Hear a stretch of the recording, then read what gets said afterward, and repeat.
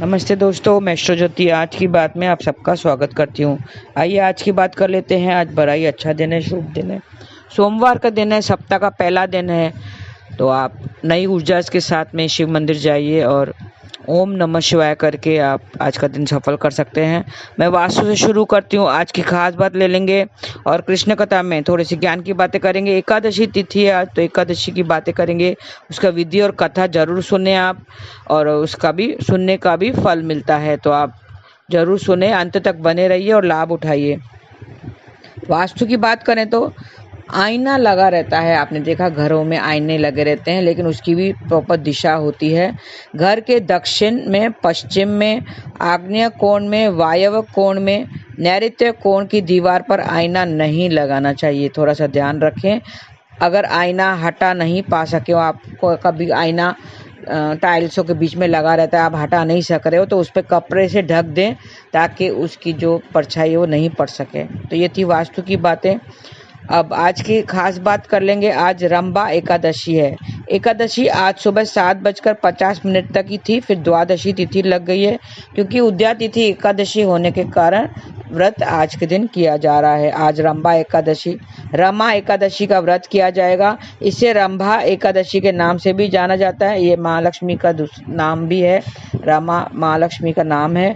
आज के दिन विष्णु जी की पूजा का विधान है और आज केशव की पूजा करने से उत्तम लोक की प्राप्ति होती है। एकादशी आज सुबह 7:50 तक ही थी, फिर द्वादशी तिथि लग गई है।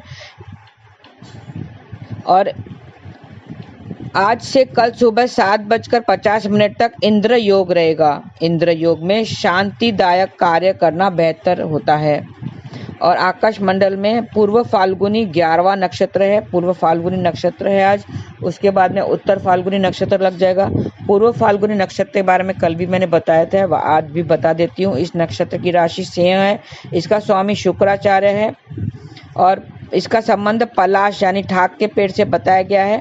पलाश के फूलों का इस्तेमाल रंग बनाने के लिए भी किया जाता है।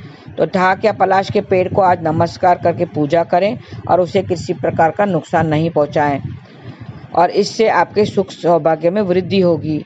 और आज गोवत्स्य द्वादशी भी है। आज दूसरी खास बात है, आज गोवत्स्य द्वादशी है। आज सुबह 7:50 के बाद द्वादशी तिथि लग गई है। प्रदोष व्यापनी कार्तिक कृष्ण द्वादशी पर गोवत्स्य द्वादशी होती है। भाद्रपद कृष्ण पक्ष की द्वादशी को भी गोवत्स द्वादशी मनाई जाती है। गोवत्स द्वादशी के दिन गाय और बछड़े के पूजन करने का विधान है। तो आज आप अगर गाय और बछड़े को साथ में अगर देख लेते हैं, उसके दर्शन कर लेते हैं, तो बहुत ही शुभ माना जाता है। इससे व्यक्ति को हर तरह से सुख की प्राप्ति होती है। श्री कृष्ण के जन्म के बाद माँ यशोदा ने गौ माता के दर्शन आज ही के दिन किए थे। संतान सुख की कामना रखने वालों के लिए आज के दिन खास है।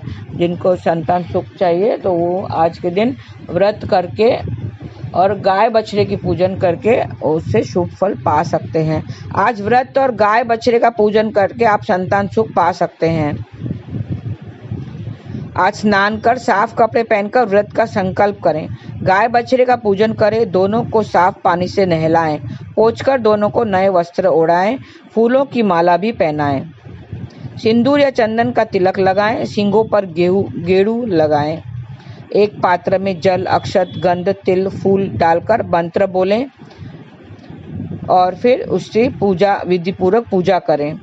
समुद्र मंथन के साथ क्षीर सागर से उत्पन्न सूर तथा असुरों द्वारा की गई नमस्कार की गई देव स्वरूपिणी माता आपको बार बार नमस्कार है, ऐसे आपको कहना है।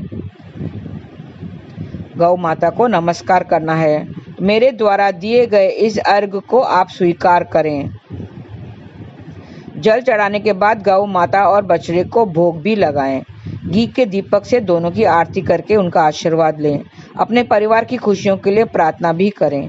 शाम को फलाहार करके व्रत का पारण किया जाता है।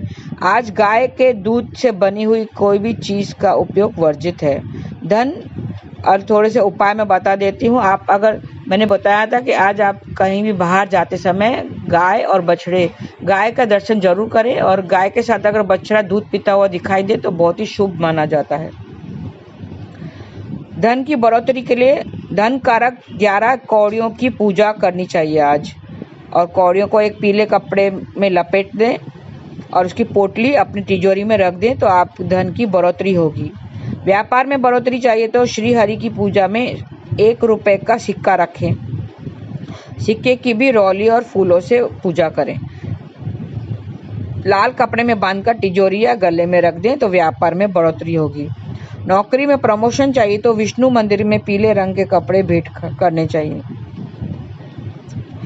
विष्णु मंदिर में पीले रंग के कपड़े भेंट करने चाहिए। और सुख सौभाग्य बढ़ाने के लिए 5 मुखी रुद्राक्ष, 1 साबुत हल्दी की गांठ, गोमती चक्र, कौड़ी और गुंजा फल के दाने लेकर एक सौभाग्य पोटली बनाएं। ये सब सौभाग्य को बढ़ाने वाली चीज़ें हैं, ये जो मैंने बताए हैं। तो इसकी एक पोटली बनाएं, सौभाग्य पोटली कहते हैं इसे। ये पोटली हरि पूजन के समय भगवान के आगे रखें मंदिर में। फिर सौभाग्य पोटली को तिजोरी या मंदिर में रख दें तो इससे आपका सुख सौभाग्य बढ़ेगा।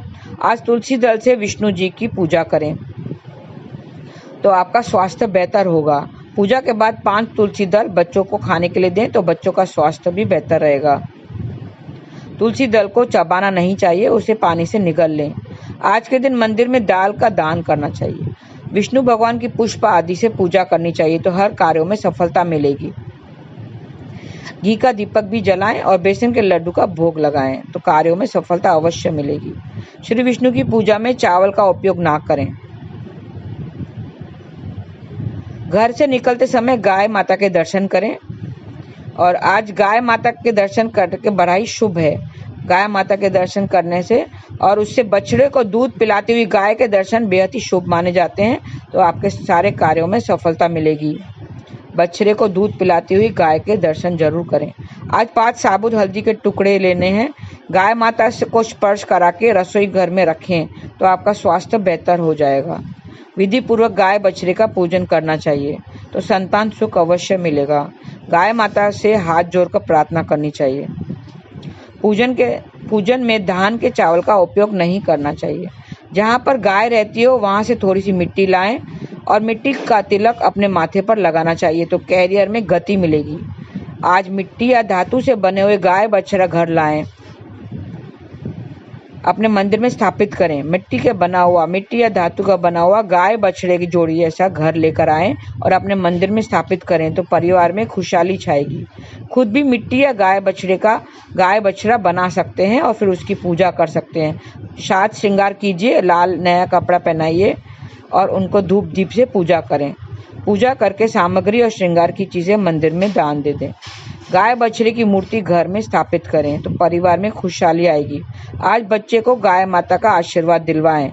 बच्चे को ले जाकर गाय माता का आशीर्वाद दिलवाएं। मंदिर में गेहूं का दान करना चाहिए आज तो भविष्य उज्जवल होगा। तो ये थे थोड़े से उपाय हैं जो आज गाय बछड़े के पूजन कैसे करना है उसकी विधि भी मैंने बताई है और थोड़े से उपाय करके आप आज सुख सौभाग्य की वृद्धि कर सकते हैं। तो ये थी आज की खास बात। आज अभी कृष्ण कथा में थोड़े से ज्ञान की बातें कर लेते हैं। कार्तिक का पावन महीना चल रहा है, कार्तिक मास चालू है। इसमें रमा एकादशी का व्रत बहुत ही फलदायी माना जाता है। आप सब व्रत रखकर विष्णु भगवान की पूजा करें और साथ ही माँ लक्ष्मी, क्योंकि रमा एकादशी है तो रमा एक लक्ष्मी का दूसरा नाम है, माँ लक्ष्मी की भी पूजा करें तो आपको शुभ फल की प्राप्ति होगी और सारे पाप ताप सब मिट जाएंगे। तुलसी माँ की भी पूजा करें आज। फिर कल से धनतेरस है, कल से सारे दिवाली का पर्व शुरू हो रहा है।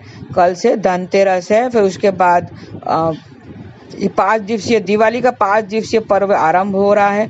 कल धनतेरस है, फिर नरक चतुर्दशी, फिर दीपावली, फिर गोवर्धन पूजा और फिर आखिर में भाई दूज। तो इन सब 5 जो पर्व आ रहे हैं, दिवाली का पर्व है वो आप अच्छी तरह से मनाएं, सेलिब्रेट करें। आइए हम थोड़े एकादशी की बात कर लेते हैं। वैसे तो दीपावली की शुरुआत धनतेरस से मानी जाती है, लेकिन कुछ लोग एकादशी तिथि से ही इस पर्व की तैयारियां शुरू कर देते हैं।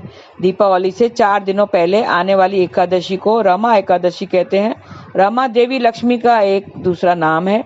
पद्म पुराण और कई ग्रंथों में इस एकादशी का महत्व बताया गया है। आइए हम जान लेते हैं इसका महत्व क्या है। इसका आरंभ तो कल से हो गया था 27 तारीख का। तो इसका पारण जो है रमा एकादशी व्रत का पारण 29 यानी कल के दिन मंगलवार को करें। इसके लिए शुभ मुहूर्त सुबह 6:31 से 8:40 तक रहेगा। आइए इसकी हम विधि जान लेते हैं। जल्दी उठकर स्नान आदि करने के बाद हाथ में जल चावल लेकर रमा एकादशी के व्रत पूजा का संकल्प लें। शुभ मुहूर्त से पहले पूजा की पूरी तैयारियां करके रख लें और घर में एक साफ स्थान पर लकड़ी का पाटिया यानी बाजोट रखें। बाजोट के ऊपर सफेद कपड़ा बिछाकर भगवान श्री कृष्ण का चित्र रखें। पहले भगवान को कुमकुम से तिलक करें और दीपक लगाएं। भगवान को फूलों की माला भी पहनाएं। अम्बीर, गुलाल, रौली आदि चीजों चढ़ाएं। ओम नमो भगवते वासुदेवाय नाम ऐसा आप मंत्र जाप करना है। भगवान को अपनी इच्छा अनुसार भोग लगाएं। इसमें तुलसी के पत्ते जरूर डालें। इसके बाद भगवान की आरती भी करें।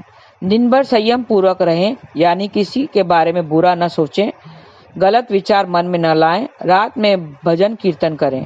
अगली सुबह यानी 29 अक्टूबर को ब्राह्मणों को भोजन करवाएं और उन्हें दान दक्षिणा देकर विदा करें और स्वयं भी भोजन करें, उनका आशीर्वाद लेना है। इस तरह विधि विधान से रमा एकादशी का व्रत करने से हर कामना पूरी हो जाती है और जीवन में खुशहाली बनी रहती है। आइए अब इस व्रत की कथा भी सुन लेते हैं। कथा सुनने मात्र से भी आपको पुण्य की प्राप्ति होगी। सतयुग में मुचुकुंद नाम के एक राजा थे। उसकी एक पुत्री थी जिसका नाम चंद्रभागा था। चंद्रभागा का विवाह राजकुमार शोभन से हुआ था। एक बार शोभन अपने ससुराल आया तो उस दिन संयोग से एकादशी तिथि थी। सभी के लिए एकादशी व्रत करना अनिवार्य था। शोभन ने कभी एकादशी का व्रत नहीं किया था, लेकिन उस दिन उसने व्रत किया। भूखे और प्यासे रहने के कारण शोभन की मृत्यु हो गई।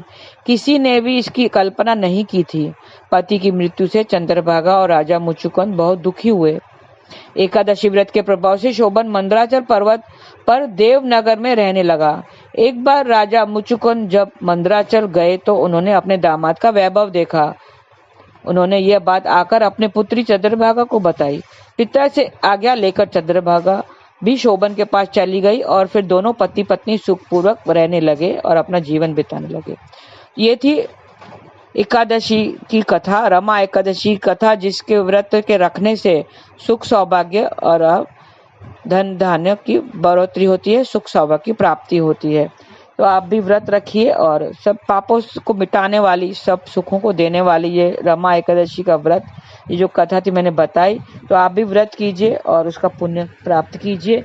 वैसे ही दीपावली का त्योहार अब मैंने बताया आज से चालू हो गया है, तो आप भी खुशियां मनाइए, दूसरों को विश कीजिए, एक दूसरे के घर जाइए, रिश्तेदारों से एक दूसरे रिश्तेदार हो, चाहे सगे संबंधी हो या दोस्त मित्र दोस्त हो, तो उनके घर जाइए, उनको विश कीजिए, हैप्पी दिवाली करिए, खुशियां मनाइए, मिठाइयाँ बनाइए। घर में मिठाई मैंने बताया था कि बाहर की मिठाई में मिलावट आ रही है, मावा, दूध, घी वगैरह में मिलावट आ रही है, तो घर में ही मिठाई बना के, थोड़ी सी बना के, थोड़ा खाइए, अच्छा खाइए, तो थोड़े से ही मिठाई बनाकर आप सब में बांटें और खुद भी खाएं। तो इस तरह से खुशियां बांटें।